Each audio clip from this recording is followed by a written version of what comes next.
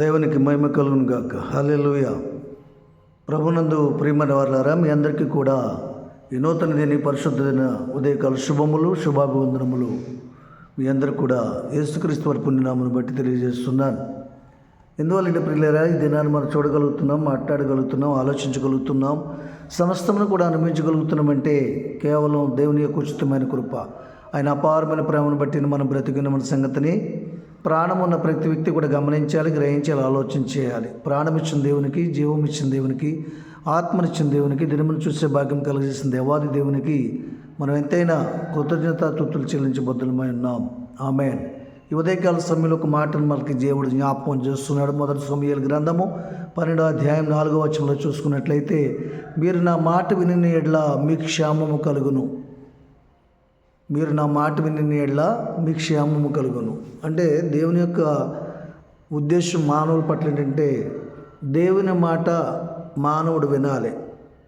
వింటేనే క్షేమము, సమాధానము, సంతోషము, నెమ్మది కలుగుతుందని. ఎందుకంటే దేవుని వాక్యం తేటగా చదివిస్తుంది, నీ వాక్యమే నన్ను బ్రతికించిన నా బాధల్లో నెమ్మదినిచ్చును. మనిషి లేచిన దగ్గర నుంచి మరలా పండుకున్నంత వరకు ఏదో ఒక సమస్య, ఏదో ఒక బాధ, ఏదో ఒక వేదన, ఏదో ఒక ఒత్తిడి, ఏదో ఒక కలవరం మనిషిని ఎప్పుడు కూడా వెంబడిస్తూనే ఉంటుంది. ఆ ఒత్తిడి నుంచి, ఆ యొక్క అసౌకర్యం నుంచి, ఆ సమస్య నుంచి, ఆ యొక్క కలవరం నుంచి మనం విడిపించబడాలంటే దేవుని మాట మన హృదయంలో ఉండాలి.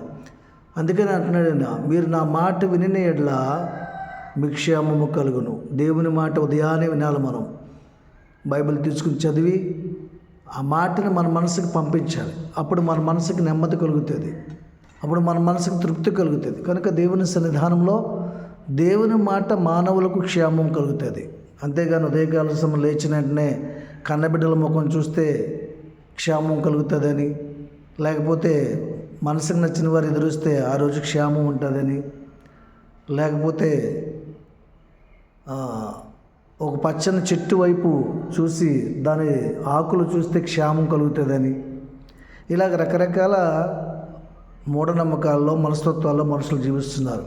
కానీ దేవుని వాక్యం ఏం చెప్తుందంటే, ఈ దినమంతా నీకు క్షేమం కావాలంటే, ఈ దినమంతా నీకు నెమ్మది కావాలంటే, ఈ దినమంతా నీకు ఆనందం కావాలంటే, ఈ దినమంతా నువ్వు సంతోషంగా ఉండాలంటే, నీ పనిపాట్లో శక్తి బలము కావాలంటే, దేవుని ఆస్తం నీకు తోడుగా ఉండాలంటే దేవుని మాట ఉదయాన్నే వినాలి.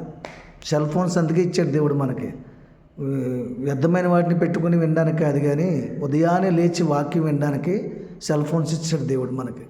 ఉదయాన్నే లేచి వాక్యంలో ఉన్నటువంటి మాధుర్యమును తెలుసుకుని, ఆ రుచిని అనుభవించి, ఆ శక్తి బలం పొందుకుని మనం ఆ దినమంతా కూడా దేవుని యొక్క కృపతో ఆయన ప్రేమలో నడవాలని, ఆయన ప్రేమను ఈ దినాన్ని మన పట్ల వెల్లడి చేశాడు అనడానికి రుజువు ఏంటంటే, మనం ప్రాణంతో ఉన్నాం. దేవుడు మనల్ని ప్రేమిస్తున్నాడని మాటకి అర్థం ఏంటంటే, మనం ప్రాణంతో ఉన్నాము కనుక దేవుడు ప్రేమిస్తున్నాడని సాక్ష్యం కనబడుతుంది మనకి.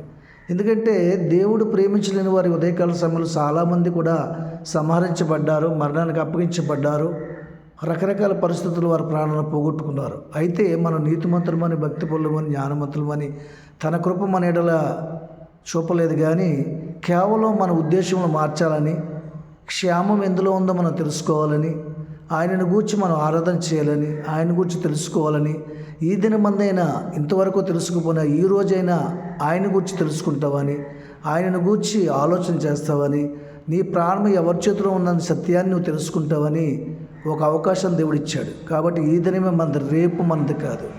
రేపు అనే దానికి రూపం లేదు, నేడు అనే దానికి అంతం లేదు. కాబట్టి ఇదే రక్షణ దినము, ఇదే దేవుని గురించి తెలుసుకునే దినము, ఇదే దేవుని మాట వినే దినము. రేపు మనం ఉంటామో ఉండమో మనకు తెలియదు. కాబట్టి ఈ దినమే దేవుని మాట ఏందో ఆనందించిన ఎడల ఈ దినమంతా కూడా క్షేమం కలుగును గాక. ఆమేన్. ప్రార్థన చేసుకుందాం. మహాపరిశుద్ధుడు అని మా తండ్రి, ప్రేమ నమ్మకం కలిగిన ప్రభా, సర్వాధికారిని ప్రభు, నీ ఘనమైన శ్రేష్టమైన నామను బట్టి లెక్కలేని స్తుతులు, స్తోత్రాలు. మమ్మల్ని తన ప్రభు మీ ప్రేమను చూపించి కనబరుస్తున్న మరొకసారి తన ప్రభు ఈ ఉదయకాల సమయంలో లేచే భాగ్యం ఇచ్చావు, నీకు వందనాలు, స్తోత్రాలు. ఇది మంతని సన్నిధి హస్తం తోడుగుంచి నడిపించండి. ఎవరైతే తన ప్రభు సమస్యలతో ఉన్నారో సమస్య నుంచి విడిపించండి. ఎవరైతే అప్పుల బాధ తాళలేక తన ప్రభు ఆత్మహత్యలు చేసుకోవాలనుకుంటున్నారో అలాంటి వారిని విడిపించిన బాబు, వారి ఆలోచన విధానాన్ని మార్చిన తన ప్రభు, ఎవరైతే అనారోగ్యంతో బాధపడి రోగంతో పోరాడుతూ ఈ ప్రాణం నాకు ఎందుకులే చనిపోతే బాగున్న సమస్య కలుగుతున్న ప్రభు, ఎంతో వేదన కలిగి ఉన్న వారిని విడిపించండి, రోగంలో ముట్టండి, స్వస్థపరచండి తన ప్రభు. వ్యసనాలతో బానిసత్వం కలిగి ఉన్న వారిని తన విడిపించండి తన ప్రభు. డ్రగ్స్ అని తన ప్రభు, ఇంజెక్షన్స్ అని తన ప్రభు, గంజాయి అని, సిగరెట్స్ అని తన ప్రభు, దాని ప్రభు నాయన తన ప్రభు, బ్రాందీ అని, విస్కీ అని తన ప్రభు. యవనస్తులు ఎంతగానో పాడైపోతున్నారు తన ప్రభు. నా జ్ఞానం కలిగిన పెద్దలు కూడా పెట్టల ముందు తన చంటి బిడ్డల ముందు త్రాగుతూ తినుచు తన ప్రభు, వారు ఎంతగానో తన ప్రభు బిడ్డల యొక్క తన ప్రభు జీవితాన్ని వారి ప్రభావం ద్వారా పాడు చేస్తున్నారు తన ప్రభు. వారిని కూడా విడిపించండి తన ప్రభు. వ్యభిచారంతో మగ్గిపోతున్న వారిని విడిపించిన బాబు, నీకు వందనాలు స్తోత్రాలు. ప్రపంచాన్ని తన ప్రభు శరీర సంబంధమైన వ్యభిచారం ఏలుబడి చేస్తుంది, దాన్ని విడిపించిన బాబు, నీకు వందనాలు. యూట్యూబ్ కార్యక్రమాల ద్వారా, ఫేస్బుక్ల ద్వారా తన ప్రభు అసలైనటువంటి తన ప్రభు వీడియోల ద్వారా తన ప్రభు మనుషులు పాడైపోతున్నారు తన ప్రభు. అటువంటి వారిని విడిపించండి, మీకు వందనాలు స్తోత్రాలు. ఇక తన ప్రభు ప్రత్యేకంగా రక్షణ లేని జీవితానికి రక్షణ దయచింది ప్రభు. గర్భఫలాలు లేని బిడ్డలు గర్భఫలాలు దయచింది ప్రభు. వ్యాధిని తీసి సంతోషపరచండి. నేను తన వివాహం కాని వారికి వివాహం జరిగించింది తన ప్రభు. చదువుకుని ఖాళీగా ఉంటుంది ప్రభు. నేను ఎందుకు చదువుకుని నాకే తెలియదని బాధపడుతున్న వరకు ఉద్యోగాలు ఉపాధులు దయచింది అని మీకు వందనాలు స్తోత్రాలు. మరిగో తన గృహంలో లేని వారి గృహంలో దయచింది ప్రభు, మీకు వందనాలు స్తోత్రాలు. మరి ముఖ్యంగా నీ మాట విని తన దాని ప్రకారంగా ప్రవర్తించే జీవితాలు దయచేయండి తన ప్రభు. నీ మాటలో నెమ్మది, నీ మాటలో స్వస్థత ఉంది, నీ మాటలో ఆదరణ ఉంది, నీ మాటలో తన ప్రభు సమస్యలను పరిష్కరించే సమాధానం ఉంది తన ప్రభు. తెలుసుకునే భాగ్యం దయచేయండి.